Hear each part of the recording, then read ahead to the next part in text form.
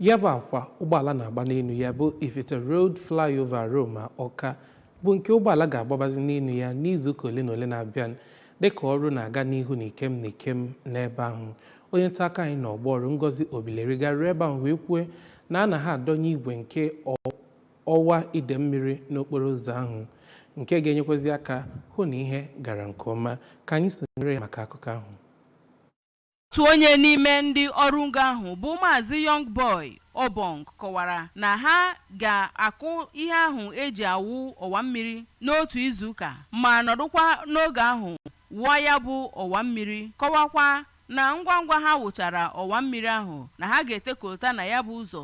nwee ike na-esi ụzọ Ifite mpaghara Amenyi wee gafee ụzọ Unizik. Ụfọdụ ndị na-agbafe na ya bụ ụzọ ndị gụnyere Maazị Rabiu Suleman na Augustine Fountain kelere Gọvanọ Chukwuma Soludo maka ịgbatara ha ọsọ enyemaka n'ahụhụ ha na-ata kemgbe ogologo oge na ya bụ ụzọ, kọwakwa na ọ bụ na arụcha ya na ọ ga-enye aka belata ihe nhịahụ ha na-enwe n'okporo ụzọ ahụ ma mee ka ụgbọala ha ghara ịdị na-emebi kwa mgbe ka ọ na-emebu tupu ebido ọrụ na ya bụ ụzọ. Site n'Ọka, abụ m Ngozi Obileri.